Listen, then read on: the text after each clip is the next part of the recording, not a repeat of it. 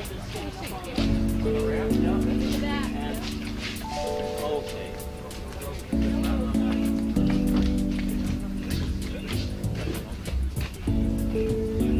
How do you do?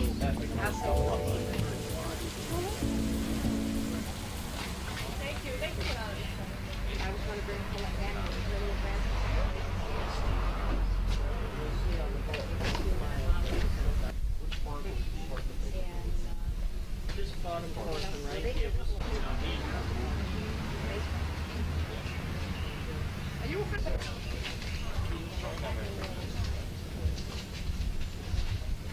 done a long time. Yes, I certainly do.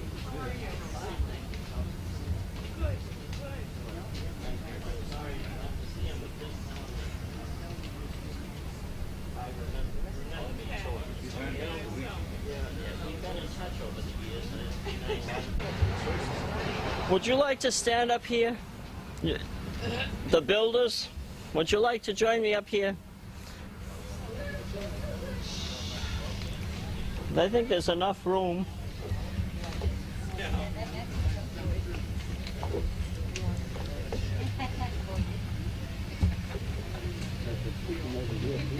You can come over this way too, for that matter. Not to get you standing in the sun, but get out here in the shade. In the shade. that's fine. Patrons, I want to welcome you all to the dedication of the handicapped access ramp, which has been a labor of love, and it's the result of the perseverance of many dedicated people who we will recognize during the course of the program. Right now, I'd like to have you all stand and join me in the Pledge of Allegiance to the flag.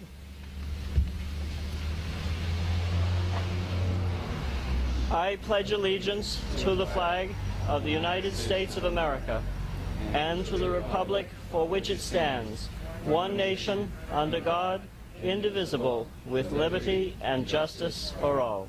And we have here the national anthem, God willing.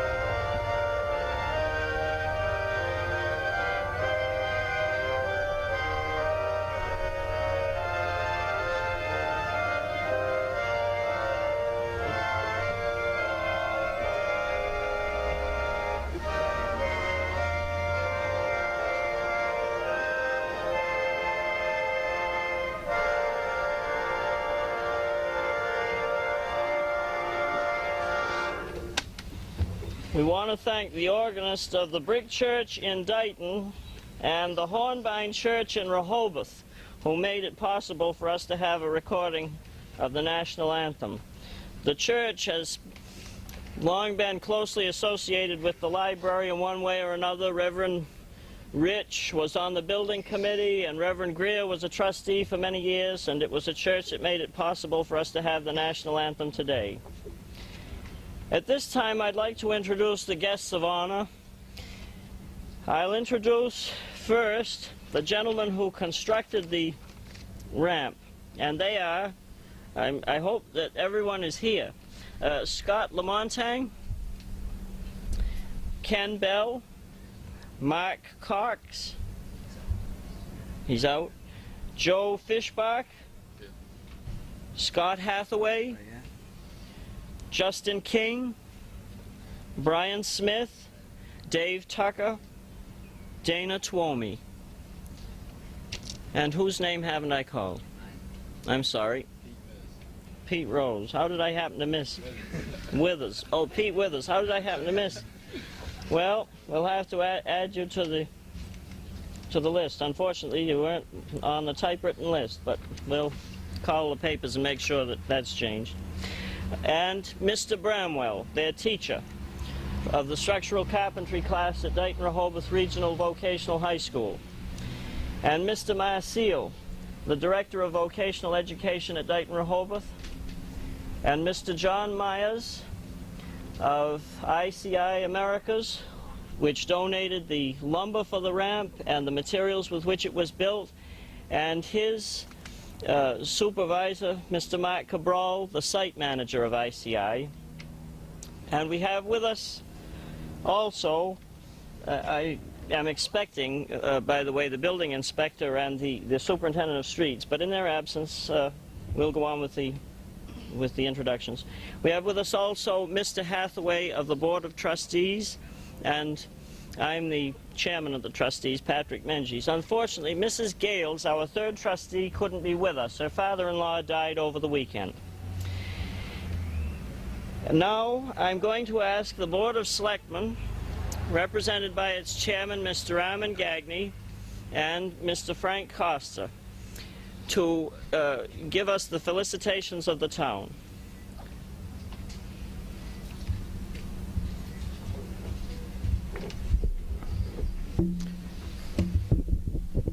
I probably don't need this. Good morning. Good afternoon. Like to also thank ICI Americas for their fine donation. Through their stay here in Dighton, they have always been good corporate citizens, and we appreciate every bit of help they have given us in the past, especially with this building. This building was part of the Carnegie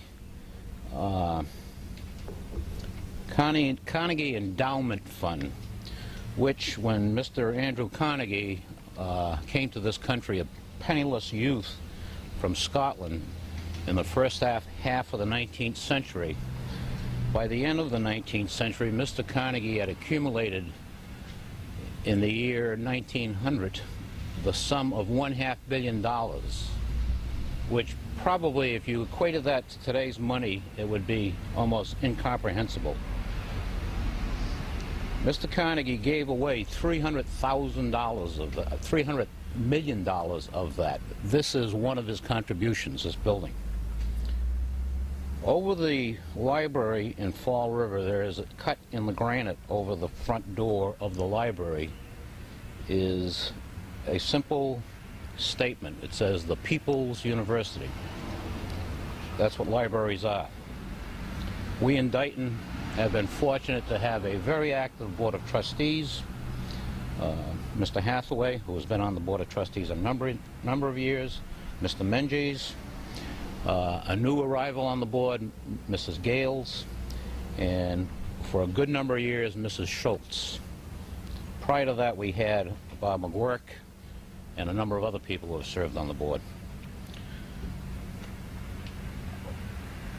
I would like to, as the chairman of the Board of Selectmen and as a representative of the Selectmen, extend to all of you people a hearty welcome to this dedication ceremony. Also, as the handicapped chairman of the town of Dighton, this particular project was much needed and was accomplished purely on the basis of people volunteering their time, their money, their services. I'd like to especially thank the young men from the Dighton Rehoboth Regional Vocational High School, their teachers, the administration at the high school. I'd like to thank Mr. Paul Demora, the superintendent of streets, without whose help this would not have been possible, Mr. George Perry, and especially Mr. Patrick Menges, who was the heart and soul and the motor that made this thing work. So Congratulations to the board, and congratulations to the young people from Dayton Rehoboth. Thank you.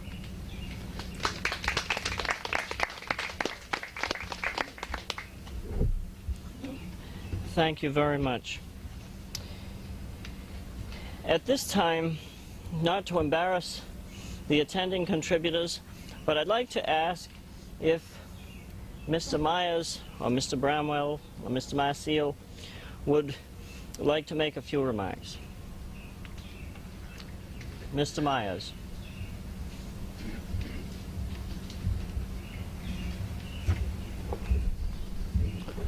I think I'd just like to say about a year ago, Patrick came to us after hearing about some of the things that we had been doing as a community service with the school system and so forth, and suggested that maybe we could get involved in the library and helping the library out. And it was something, I think, that for being this far down from the library, that a lot of us had forgotten about the good neighbor we had and the potential assistance we could do for each other. That is, as far as providing some resources here to the library, and also as a good resource to allow their employees to know a little bit more about the library and utilize it a little bit better. And we got involved in a couple projects, and Patrick suggested this one, and we felt that this was a very worthwhile project.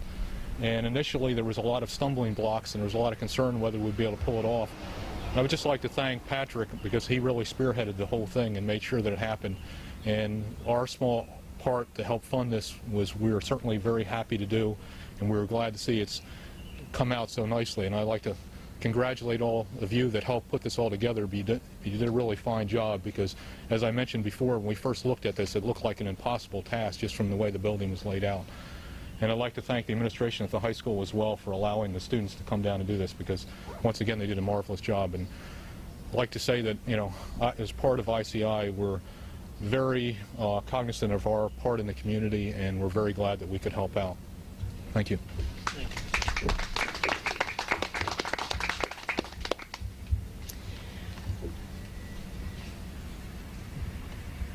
Mr. Bramwell, would you like to say a few words?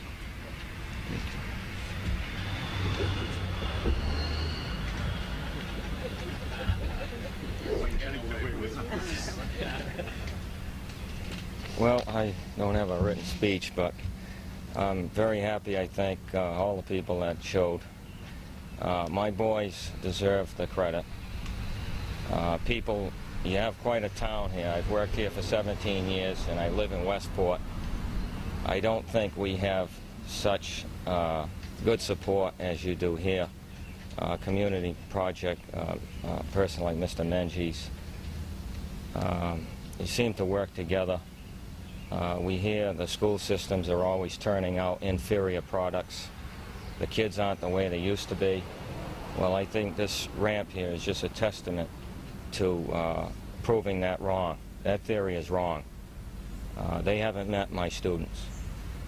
And I'm with them every day, and I would be proud to call any one of these guys my son. And they've done the work. I kind of just supervised them.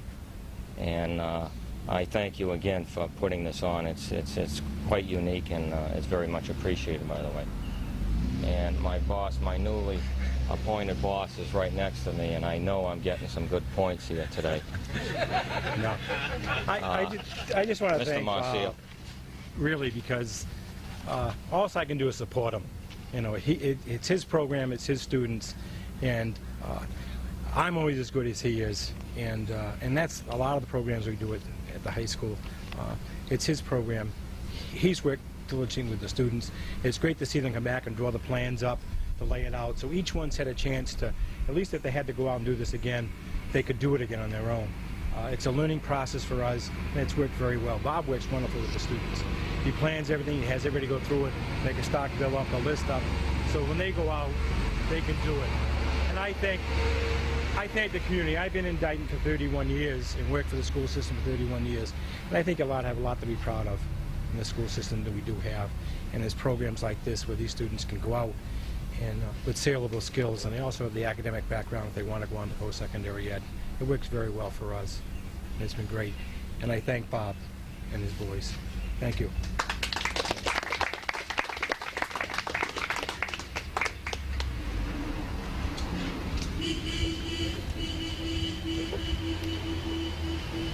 Now I'm going to call upon the librarian, Mrs. Medeiros, who will speak on behalf of the trustees. She knows what a day-to-day difference a handicapped ramp will make to this institution.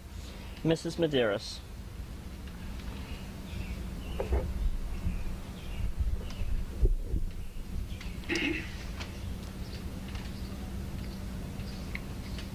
It's a pleasure to welcome you to our library and yours for this official opening of the access ramp. We're grateful to many people for helping us with the project along with its several stages. We knew we must have a ramp, and when Dighton lost the middle school to a fire, it was decided to donate the undamaged access ramp to the library. In a generous display of community spirit between town departments and ICI Americas, we began. Thanks to the time and effort spent by Building Inspector George Perry, Superintendent of Schools Richard Cassell, the Dighton Selectmen, and Library Chairman Patrick Menges, arrangements were made to give the ramp, the school ramp, to us. And thanks to Superintendent of Schools Paul Demora, who delivered the ramp and moved the rhododendron. The bush has sentimental value because the 2 bushes were purchased through patron donations. At that time, then, we had the nucleus of our ramp, but needed ICI America's assistance to complete it. John Myers of that company provided technical advice and lumber and supplies. We thank our neighbor ICI again. Our thanks also to these students of Dighton Rehoboth Vocational High School, who, under the direction of Robert Bramwell, put our ramp together. Day after day, week after week, they patiently and carefully constructed the ramp. When the library was closed, Mr. Menges or Donna Raposa, our assistant librarian, opened the building for them so their excellent work could continue. We're proud of them and their dedication, and they should be proud of themselves. With the completion of the access ramp, it seems as if a great barrier is down. The ramp symbolizes our openness to the community. I have purposely avoided use of the term handicapped in describing the ramp, calling it an access ramp instead, because some people prefer to say physically challenged instead of handicapped, thus giving a positive image. Libraries, too, are being challenged because of hard financial times in Massachusetts. Thanks to everyone who helped with the ramp. You reinforce my belief that we can meet the challenge.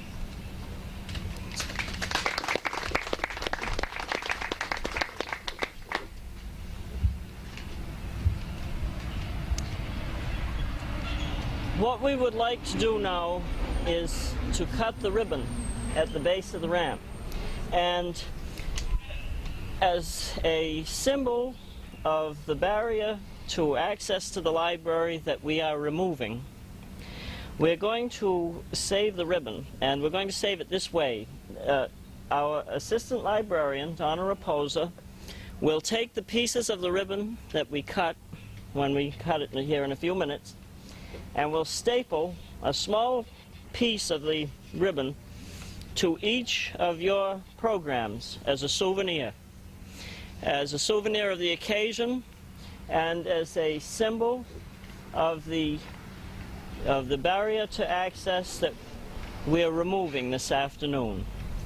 So I'm going to ask if Mr. Myers and Mr. Bramwell, or whoever the boss is today, Mr. Bramwell, and Mr. Gagney, Mr. Costa, and Mr. Hathaway would join me at the base of the ramp, and we will cut this ribbon.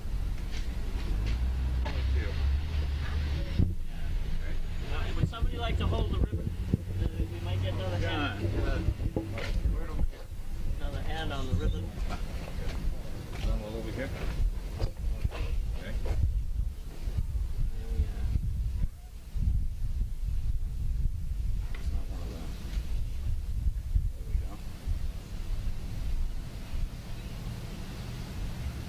That kind of ribbon. she is. One of the... The ribbon has been cut. Donna, would you like to cut the ribbon for us into smaller pieces for the souvenirs? Thank you, gentlemen, very much.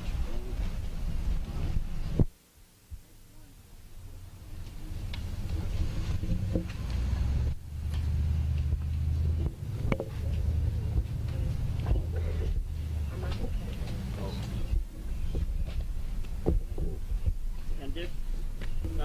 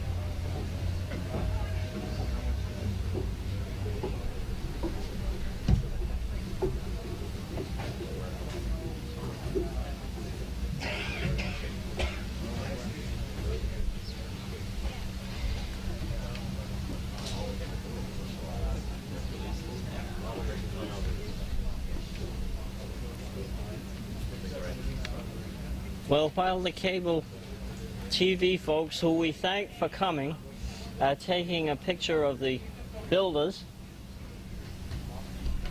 I want to thank you all for having been here.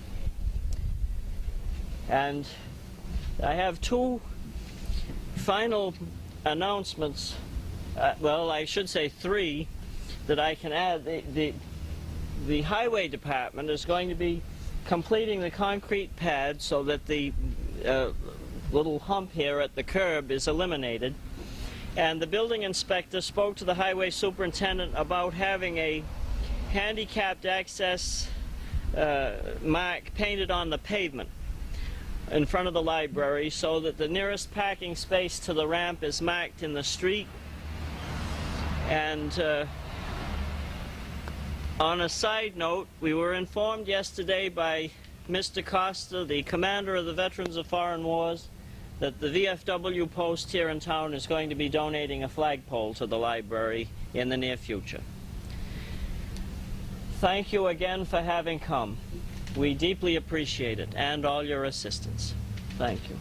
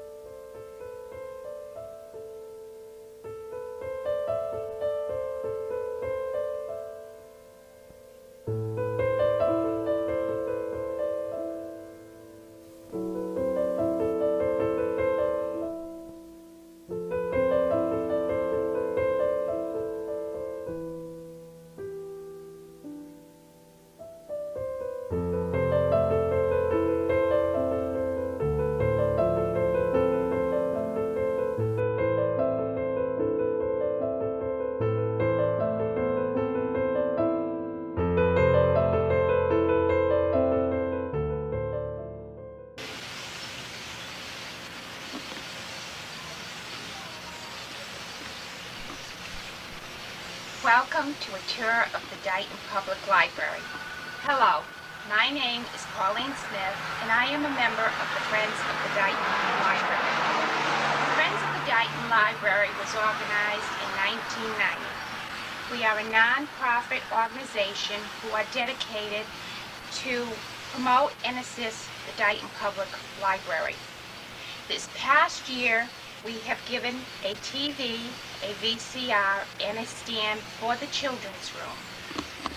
We are planning an Oktoberfest for October 24th on the library lawn from 9 to 1. At this time, we will have plants, pumpkins, baked goods, and books for sale. Also, December 14th at 6:30, we are planning a Christmas craft sale. There will be Christmas caroling, and we are hoping that you will attend with your children to join us in the singing of Christmas carols, and also to purchase possibly an ornament for their Christmas tree as a reminder of this first, possibly annual event. We are planning a Springfest craft show, which will be our second, on May 22nd, 1993. Last year's was very successful, and we are hoping it will be the same this year. We have adopted this year as one of our goals, Children's Room. We are hoping through the efforts of our events to be able to purchase a dehumidifier and a rug, which is badly needed for this room. At this time, we would also like to thank the trustees who have so very nicely let us work along with them to obtain the goals to help the library. We would like to thank the people who have worked with us, donating their time and efforts in making the events so successful. Also, the community who have also donated the monies to us in making the goals successful. We are planning a membership drive. We do hope that when you see our members out there trying to obtain membership, that you will join. It is only $3 annual dues, and this is to help your community, your library, your children, in order that it will help them with their education for kindergarten, grammar school, high school, and college. That is the goals of the Friends of the Library. Thank you.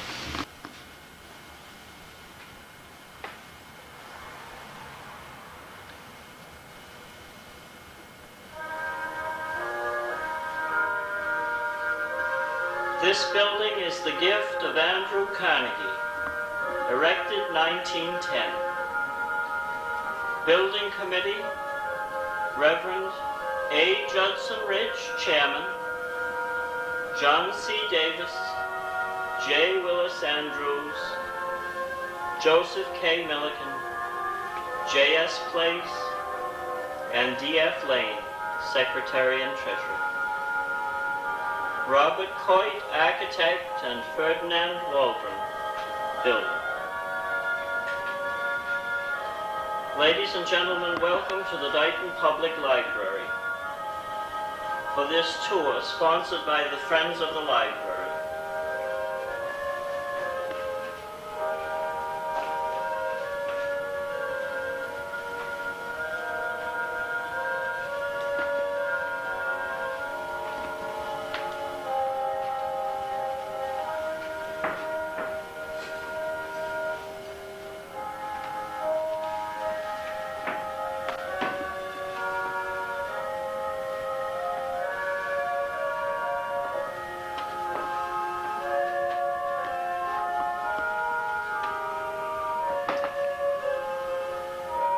I'll be hosting this part of the tour, along with Pauline Smith of the Friends of the Library, and we're going to begin with a look at the book collection itself, which is the heart and soul of our library.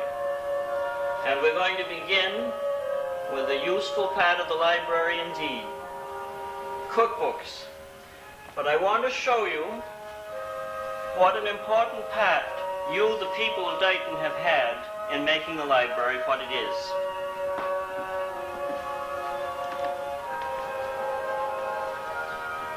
This is a book of Toll House recipes, Ruth Wakefield's Toll House Recipes. It was donated in October of 1941, one of the last months of peace before World War II. Presented to the Dighton Public Library in memory of May F. Wood by the Home and Community Service Committee of the Dighton Rock Grange, Mrs. Wyman E. Hawks, Cora Hoxie, Blanche Ennis, and Wyman E. Hawks. Donors have always had a part in the life of the library. This book was last drawn in February of 1992, which shows how long a donation endures. We're standing at the corner of the fiction section of the library. There are many works of fiction here with which you would be familiar. Failsafe, which was made into a great movie with Henry Fonda, and right on down the line. Some were made into movies that you'd remember, and some not. Some of these books will be here 50 years from now because they were so enduring, and some will eventually be removed from the shelves because their authors only touched a passing chord in our hearts.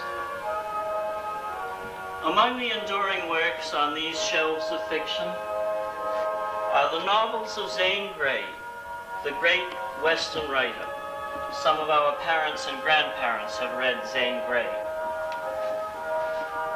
I've read a few also, I must say. Among the works of Zane Grey on these shelves is one signed by Zane Grey himself, donated by a donor in St. Petersburg, Florida in 1924. This is Zane Grey's signature on the flyleaf. Some works of fiction are destined to endure, and some are destined to die on the vine. Among the works of passing fiction are some that we've turned over to the Friends of the Library for sale. And if there's a book that had a passing interest for you, you may buy it when it's removed from these shelves. Moving on past many rows of fiction which are on these shelves alphabetically by author, we move to the non-fiction, the works of history and truth. This is my personal favorite section of the library. If you can take a library and say that you have a section that's a personal favorite. Among these works, where my hand is, a biography of George Washington, histories of Europe, including the works of Winston Churchill, the great British Prime Minister during World War II. And as I go right down, histories of Germany, the kings of England, the memoirs of General MacArthur. This is the section of the library in which we find the living sagas of those who endured the trials of life and changed the world in the process. There is one other section of the library which we call it fiction, I suppose, but it's classical fiction, and therefore it deserves a place along with non-fiction. And I'm referring now to the works of Shakespeare. And they are right around the corner from my favorite non-fiction section.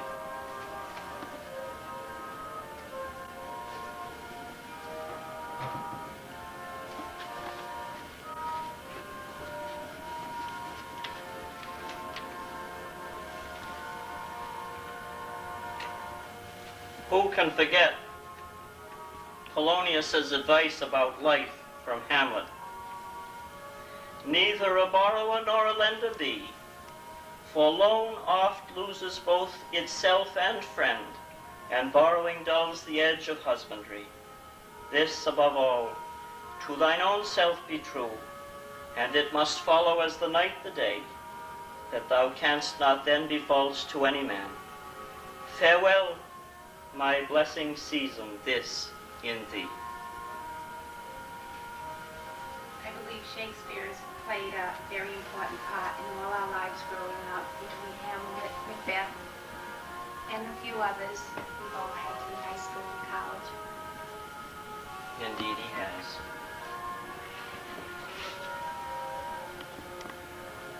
From our own history, the bridge on which the first shots of the revolution had been fired had been swept away by the river in Concord, and the last survivors of the Revolutionary War had feared that the memory of those momentous days that led to the independence of our country would be lost were not a monument erected on the banks of the river there, commemorating the first shots of the Revolution. They arranged for a monument, and they asked Ralph Waldo Emerson to write a poem, which he did, to be sung on the day it was dedicated. And that dedication took place on April 19th, Patriots' Day, 1836. By the rude bridge that arched the flood, their flag to April's breeze unfurled. Here, once, the embattled farmers stood and fired the shot heard round the world. The foe long since in silence slept, alike the conqueror silent sleeps, and time the ruined bridge has swept down the dark stream which seaward creeps. On this green bank, by this soft stream, we set today a votive stone, that memory may their deed redeem when, like our sires, our sons are gone. Spirit that made those heroes dare to die and set men free, bid time and nature gently spare this shaft we raise to them and thee. Well, these are my favorite corners. I'm sure you have yours. We need to move on, however, to another section.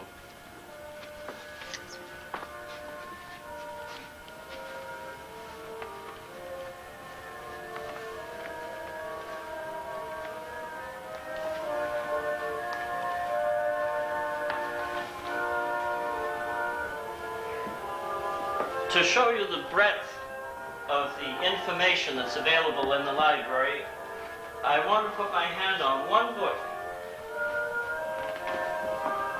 and that is the People's Almanac. If there were a subject not covered in the books on the shelves, the People's Almanac would certainly cover it somehow. And here, in the table of contents, you see exactly what I mean.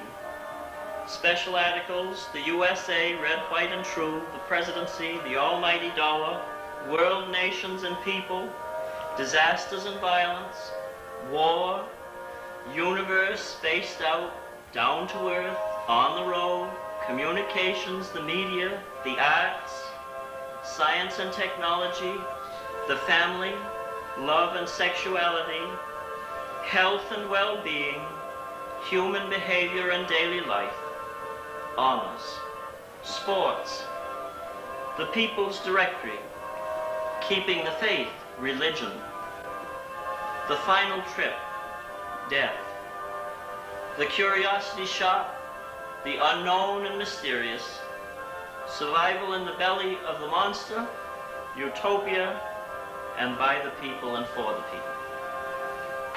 That gives you something of an overview of the breadth of material available in the library, even if not in a book of its own on a given shelf, to which we might add music. And we'll be coming to a shelf in a few minutes where some of our music is represented. Well, the library is a repository for some of the history of the Dighton that we love. And these cabinets are filled with donations that represent a good deal of what it took to hew this town out of the wilderness. Beginning with the Indians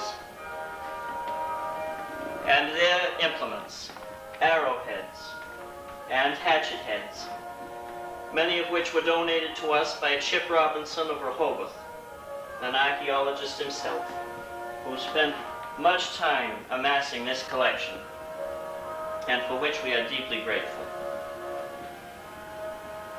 We have in this particular cabinet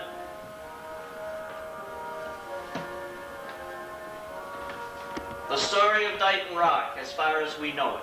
We may never know conclusively who was responsible for the writing rock, But as far as we know, the story of Dighton Rock, as it was given us by Delabar, it's in this book.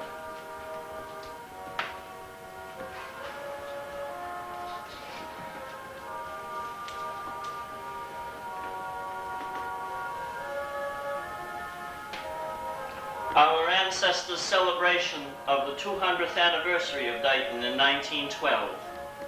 A record of buildings and people, some of whom are gone, never to return.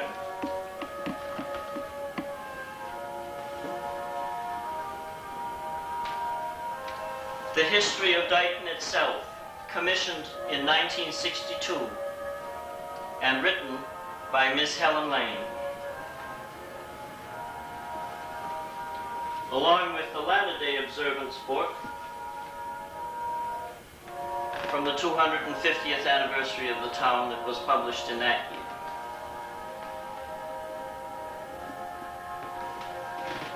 Stout George Briggs's cane, vital statistics of our families, these things this cabinet contains.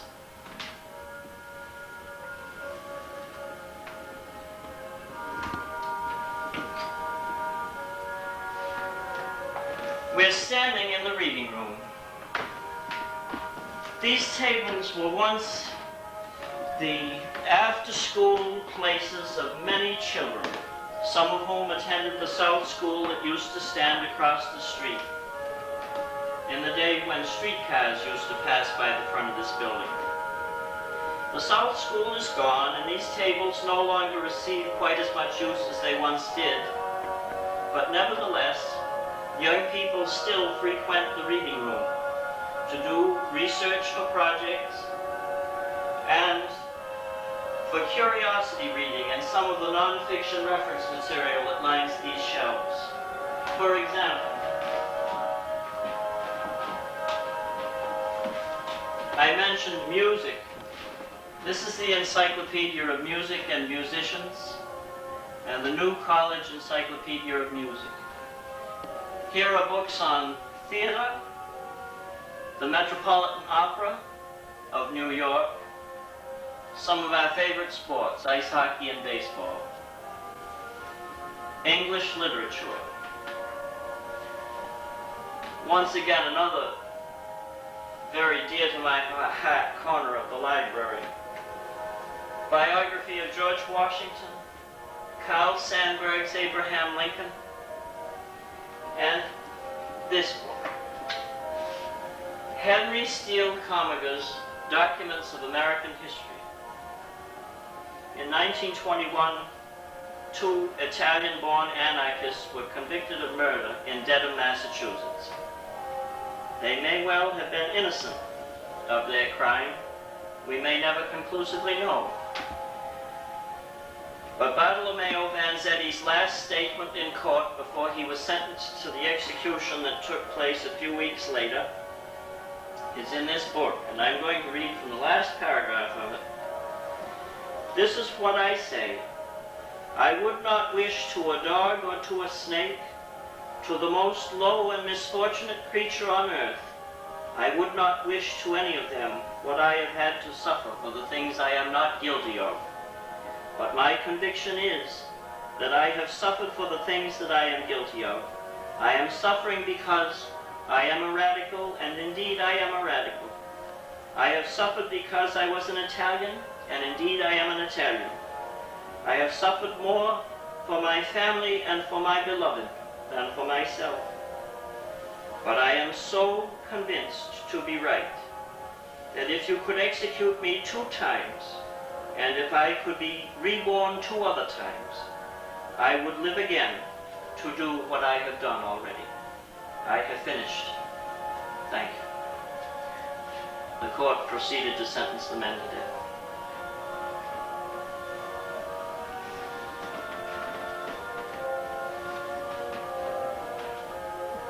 Well, donations. The reading room is replete with donations. On the wall over the mantel are the donors of 1990. Other plaques throughout the building commemorate donors from later years. Among the donations in this room now is a computer on which Mrs. Macaron, our librarian, is giving computer classes on Wednesday evenings at 6:30, so that those who are not familiar with how to use a computer will be able to cope with life in the modern world, including me. And this piece of machinery we owe to the generosity of John O'Cassidy, who, before he left for a work assignment elsewhere, brought this to the library with his best wishes for its constructive use. Before we leave the reading room, we must say something of the art in the library. The library is filled with art. We all know Shakespeare's image. This is a Rogers statue of John Alden and Priscilla, and the inscription on it, part of which has been broken with time, is, "Why don't you speak for yourself?" We have our Longfellow, which is a carbon reproduction of a painting of Mr. Longfellow. And in the far corner we have our statue of Emerson, to the left of which is a reproduction of the painting of the Madonna di San Sixto by Suardo de Raphael. That gives you an idea of some of the art in the library. Much of it has been donated by classes of school children, some of whom went to the South School across the street. Donations continue to be the heart and soul of this institution, and one of the most recent is a donation by the Dighton Lions Club of the history of the Lions. The Lions are 75 years old this year, and the trustees were pleased to receive this donation at the last meeting of the board. It was given in memory of Lion Ronald Amarello, and we are deeply grateful that the Lions remembered that the town is appreciative of what they have done and will be happy to read of their history.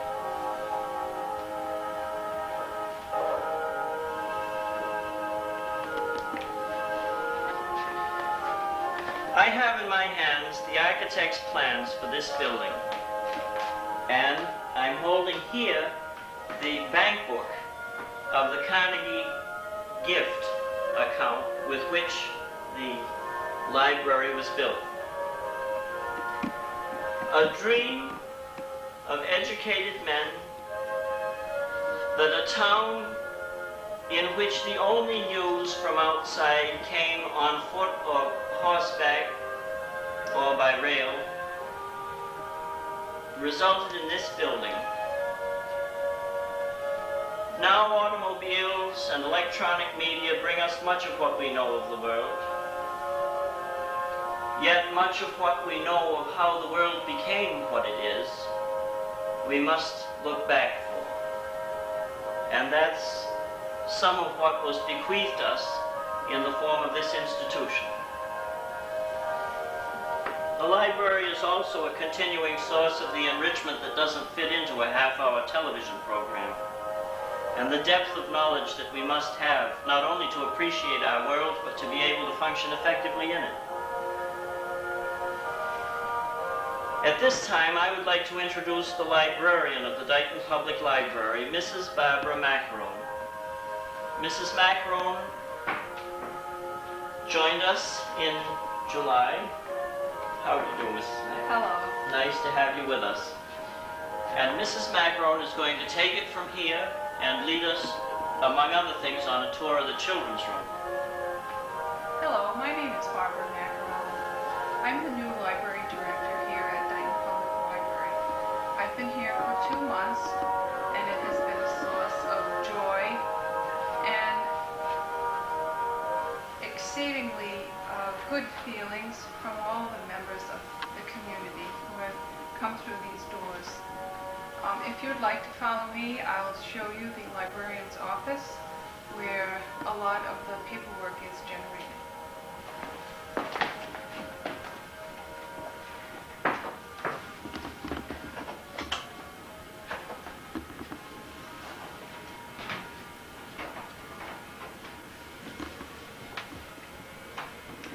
This is the office of the librarian and the assistant librarian. The assistant librarian is Donna Raposa, who was unable to be here today because of a previous engagement.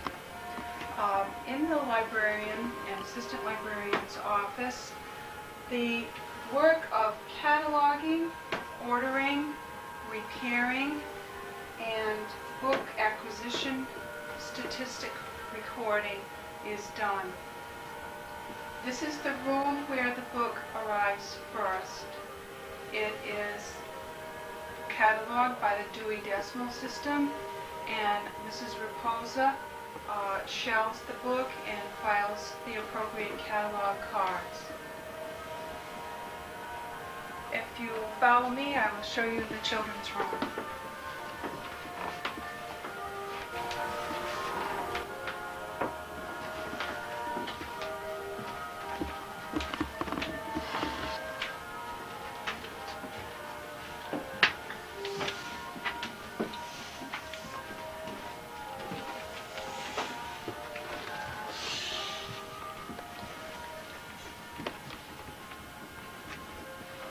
This is the children's room of the Dighton Public Library. It's a very busy, happy place. This room was created with a grant in 1975. Every Monday afternoon, there is story hour. Mrs. Lynette Babbitt and Mrs. Karen Rose are helping us with the reading of stories and the making of crafts. We also have been able to run a summer reading program this summer with the assistance of Mrs. Patricia Gales, who was kind enough to obtain McDonald's gift certificates as a reward for an excellent quantity of reading which was done by the children. The award ceremony was last Saturday. As I said, this is a very busy, happy place. We hope sincerely that children start here and continue to be readers lifelong. This is a very necessary tool that they will need to survive in a very busy and demanding world. Thank you for visiting the children's room.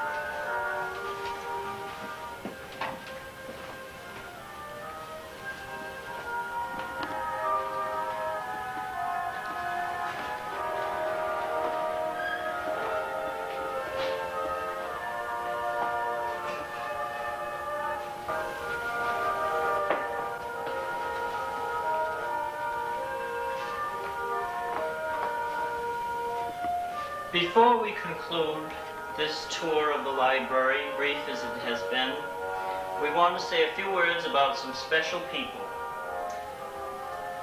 The Friends of the Library and Mrs. Macarone, who've been most helpful in putting this tour together, and our Assistant Librarian, Donna Raposa, the Superintendent of Streets, Mr. Paul DeMora, for all that he and his department have done for our library, and Mr. Robert Bramwell and Mr. Marciel of the Dighton-Rehoboth Regional Vocational High School, who, along with Mr. Colby, Mr. Labonte, and their wonderful students, have improved the building markedly and are in the process of rebuilding our attic into a full, usable second floor for special historical collections, a project made possible by your donations. Ladies and gentlemen, it's been a pleasure to have you in the library today, and we hope that you will frequent the library always in the days and weeks to come. Thank you very much.